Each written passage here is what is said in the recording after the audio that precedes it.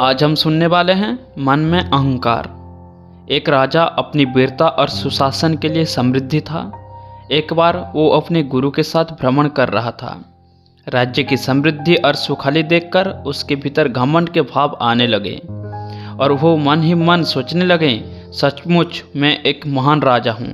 मैं कितने अच्छे से अपने प्रजा का देखभाल करता हूँ। गुरु सर्वज्ञानी थे। वे तुरंत ही अपने शिष्य के भावों को समझ गए और तत्काल उसे सुधारने का निर्णय लिया। रास्ते में ही एक बड़ा सा पत्थर पड़ा था। गुरुजी ने सैनिकों को उसे तोड़ने का निर्देश दिया। जैसे ही सैनिकों ने पत्थर को 2 टुकड़े किए, एक अविश्वसनीय दृश्य दिखा। पत्थर के बीचों बीच कुछ पानी जमा था और उसमें एक छोटा सा मेंढक रह रहा था। पत्थर टूटते ही वो अपनी कैद से निकलकर भागा।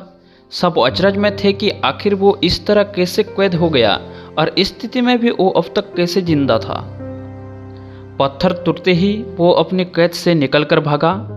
सब अचरज में थे कि आखिर वो इस तरह कैसे कैद हो गया और इस स्थिति में भी वो अब तक कैसे जीवित था।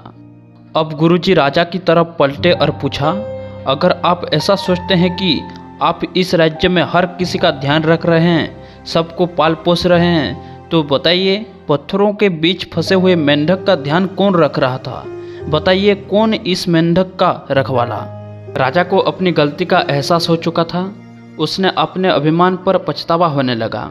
गुरु की कृपा से वह जान चुका था कि वो ईश्वर ही है जिसने हर एक जीव को बनाया है और वही है जो सबका ध्यान रखता है। इसीलिए मित्रों, कई बार अच्छा काम करने पर मिलने वाले जश और प्रसिद्धि से लोगों को मन में अहंकार घर कर जाता है और अंततः यही उनके अपजश और दुर्गति का कारण बनता है।